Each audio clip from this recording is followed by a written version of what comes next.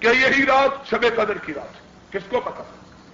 نبی کائنات صلی اللہ علیہ وسلم نے فرمایا یہ انہی 5 طاق راتوں میں سے کسی ایک رات میں ہوتی ہے. فیہا یفرق کل امر حکیم. اس رات مومنوں کے لیے ان کی قسمتوں کی تقسیم ہوتی ہے. زندگی، مال، قسمت. اس لیے اس رات میں گر گڑا کے اس انداز سے اپنے رب سے مانگو کہ رب عطا کر دے. اس لیے کہ دعا کا فلسفہ یہ ہے، یاد رکھنا بات، ہر بندے کی دعا قبول نہیں ہوتی. ہر بندے کی دعا قبول. دعا کس کی قبول ہوتی ہے؟ دعا صرف اس کی قبول ہوتی ہے جس کے اندر یہ جذبہ ہو کہ میں نے رب کو منوائے بغیر جانا ہی نہیں، میں نے رب سے لیے بغیر. فقیر ہوتے ہیں نا جو پکے، وہ دروازے پہ ڈٹ جاتے ہیں، جتنا جی چاہے ان کو دھتکارو، وہ کہتے ہیں آپ نہیں جائیں. ہائے ہائے، اس انداز سے رب سے مانگا جائے. اور نبی پاک صلی اللہ علیہ وسلم نے فرمایا رب سے مانگنے کا طریقہ یہ ہے کہ رب سے مانگنے سے پہلے رب کی بارگاہ میں آنسوؤں کا نذرانہ پیش کیا جائے. دعا کی قبولیت کا طریقہ کیا ہے کہ رب کی بارگاہ میں آنسوؤں کا نذرانہ پیش کیا جائے. اس لیے کہ آنسو ایک اتنی بڑی دولت ہے کہ جب یہ رب کی بارگاہ میں جاتے ہیں ابھی آنکھ سے باہر نہیں ٹپکتے کہ رب بندے کے گناہوں کو معاف فرما دے. اور یہ مسئلہ یاد رکھو،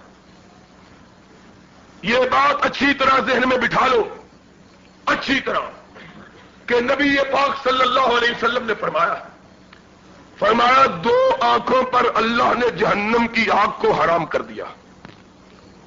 اور سن رہے ہو کہ نہیں؟ 2 آنکھوں پر اللہ نے جہنم کی آگ کو، کن آنکھوں پر؟ فرمایا ایک اس آنکھ پر جو رب کی بارگاہ میں ایک دفعہ آنسو بہا لیتی ہے. ہائے ہائے ہائے، ایک اس آنکھ پر جہنم کی آگ حرام ہے جو رب کی بارگاہ میں آنسوؤں کا ایک قطرہ بہا لیتی. فرمایا مومن کی آنکھ سے آنسوؤں کا ایک قطرہ نکلتا ہے، رب اس آنکھ پر جہنم کو حرام کر دیتا ہے. اور دوسری وہ آنکھ جو اللہ کے لیے مومنوں کی حفاظت کے لیے جاگتی رہتی ہے. لوگوں، اس عقیدے کے ساتھ مانگنا چاہیے کہ جو کچھ عطا کرنا ہے رب نے عطا کرنا، اور رب اگر نہ دے تو ساری کائنات مل کے دے سکتی. اس عقیدے کے ساتھ اور پھر اس یقین کے ساتھ کہ ساری دنیا مل کے نہیں دے سکتی، اکیلا رب ہی دے سکتا. ساری دنیا مل کے کون دے سکتا ہے؟ اکیلا رب. دعا کے آداب ہیں، دعا مانگنے کے کچھ آداب ہیں. دعا کا ادب یہ ہے کہ آدمی باوضو ہو. آدمی جنہوں نے وضو نہیں کیا وہ اٹھ کے وضو کر لے. دوسرا دعا کا طریقہ یہ ہے، کر لے، آپ کا انتظار کیا جائے گا، جن کا وضو نہیں ہے وہ وضو کر لے. فرمایا لوگوں، ساری عبادات کے اندر دعا کی حیثیت یہ ہے جو پورے انسانی جسم میں دماغ کی ہوتی ہے. آپ کے الفاظ ہیں الدعاء مخ العبادہ. دعا عبادتوں کا خلاصہ ہے، عبادتوں کا مغز ہے. ایک حدیث میں آیا ہے نبی پاک صلی اللہ علیہ وسلم نے ارشاد فرمایا، آپ نے فرمایا مومن کی دعا خدا کی تقدیر کو بدل دیتی ہے. تیسری حدیث پاک میں نبی پاک صلی اللہ علیہ وسلم نے ارشاد فرمایا ہے، فرمایا مومن کا آخری ہتھیار جب سارے ہتھیار کند ہو جائے تو سب سے آخری ہتھیار جو مومن کے پاس ہوتا ہے وہ دعا کا ہوتا ہے. اس لیے دعا کے چند آداب ہیں، ان کو پیش نظر رکھنا چاہیے. دعا کا سب سے بڑا ادب یہ ہے کہ آدمی دعا مانگتے ہوئے رب کی بارگاہ میں ہاتھ پھیلاتے ہوئے اس بات کا عقیدہ رکھے کہ اللہ کے سوا میری فریاد کو کوئی دوسرا نہیں سن سکتا، اور اگر اللہ میری میری فریاد نہ سنے گا تو پھر ساری کائنات مل کے بھی میری فریاد رسی نہیں کر سکتی۔ اس لیے جب آدمی یہ عقیدہ رکھے گا تو پھر ساری کائنات سے اپنے آپ کو مایوس کر کے اللہ سے آس لگائے گا۔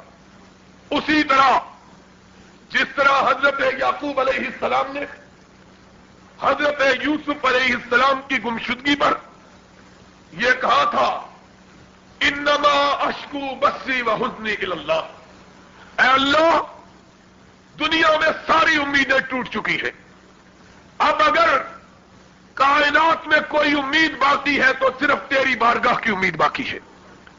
اور قرآن پاک میں آیا ہے کہ جب حضرت یعقوب علیہ السلام نے اس انداز سے رب سے سوال کیا تھا، ابھی ان کی زبان سے بات نہیں نکلی تھی کہ اللہ نے ان کو یوسف کی خوشبو سنگھا دی تھی۔ اس لیے پوری طرح اس یقین اور ایقان کے ساتھ دعا مانگنی چاہیے کہ اللہ ہماری فریاد کو سن رہا ہے، اور یقیناً اللہ ہماری فریاد کو پورا کرے گا۔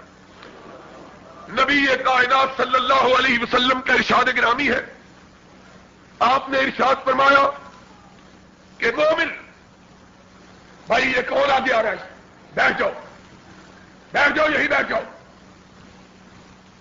آپ کو سنا نہیں دیا کوئی آدمی؟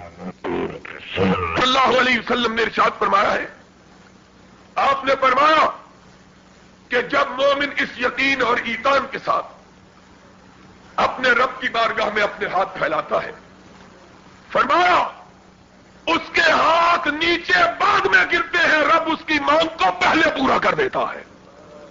اور لوگوں، قرآن میں آیا ہے، رب نے کہا ہے امن یجیب المضطر اذا دعا، اے میرے نبی پاک صلی اللہ علیہ وسلم لوگوں کو سنا دیجئے کہ ساری کائنات کے فریادیوں اور بے کسو بے بسو، آؤ میری بارگاہ میں آؤ، اپنی بے کسیوں کا میرے سامنے اعتراف کرو، ابھی تمہارے منہ سے الفاظ نہیں نکلیں گے کہ میں تمہاری بے کسیوں کو دور کر دوں گا۔ اس خطبہ جمعہ میں ہم نے تفصیل کے ساتھ یہ بیان کیا تھا کہ اللہ کے نبیوں کو بھی سب کچھ ملا تو دعا سے ملا ہے، آدم کو معافی ملی تو دعا سے، ابراہیم کو اولاد ملی تو دعا سے، ایوب کو شفا ملی تو دعا سے، ذنون کو، یونس کو مچھلی کے پیٹ سے نجات ملی تو دعا سے، مریم کو رسوائی سے پناہ ملی تو دعا سے، اور موسیٰ علیہ السلام کو بے کسی اور پردیسی میں اگر گھر ملا تو دعا سے، اور سرور کائنات صلی اللہ علیہ وسلم کو میدان بدر میں فتح ملی تو دعا سے۔ اس لیے دعا ساری کائنات کی تمام بیماریوں کا حل دعا کے اندر ہے۔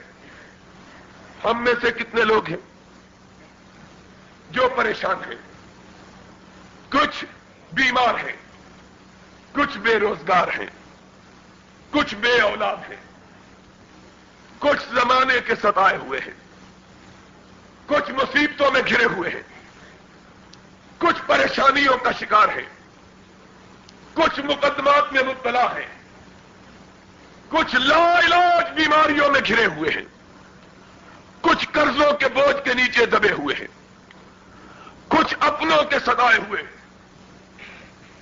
کچھ بیگانوں کے مارے ہوئے۔ یہ سارے آج اللہ کی پاک بارگاہ میں، اللہ کے گھر کے اندر، اللہ کی اس مقدس رات کے اندر، اس رات کے پچھلے پہر کے اندر آج اللہ کی بارگاہ میں بیٹھے ہیں۔ مانگنے کا طریقہ یہ ہے، نبی کائنات نے فرمایا اپنی مانگ میں آنسو شامل کر لو۔ حضور نے کہا مانگو تو رو کے مانگو، یہ نبی کے الفاظ ہیں۔ فرمایا اگر تمہیں رونا نہ آئے تو رونے کا انداز اختیار کر لو، کہ اللہ کو یہ انداز بہت پسند ہے۔ باوضو ہے آپ، اور دعا کا انداز یہ ہے کہ دوزانو ہو کے جس طرح تشہد میں بیٹھا جاتا ہے اس طرح بیٹھا جائے، قبلے کی طرف منہ ہو، اپنے ہاتھ اٹھائے جائیں، بغلوں سے دور رکھے جائیں، ہاتھ پھیلا کے گر گرا کے عاجزی کے ساتھ عرش والے کی بارگاہ میں منگتے بن کے، فقیر بن کے، گداگر بن کے سوال کیا جائے، او اللہ کے بندو، اس بارگاہ میں اگر منگتے نہ بنو گے تو کہاں منگتے بنو گے جس بارگاہ میں نبی بھی منگتے بن کے آتے تھے؟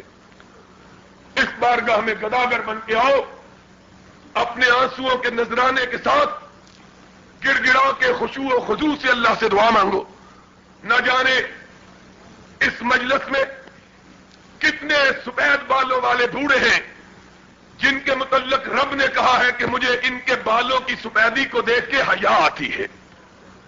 کتنے معصوم بچے ہیں جنہوں نے کوئی گناہ نہیں کیا ہے۔ کتنی بیٹیاں ہیں جو اپنے معصوم ہاتھوں کو اٹھائے اپنے رب کی رحمتوں کی منتظر ہیں۔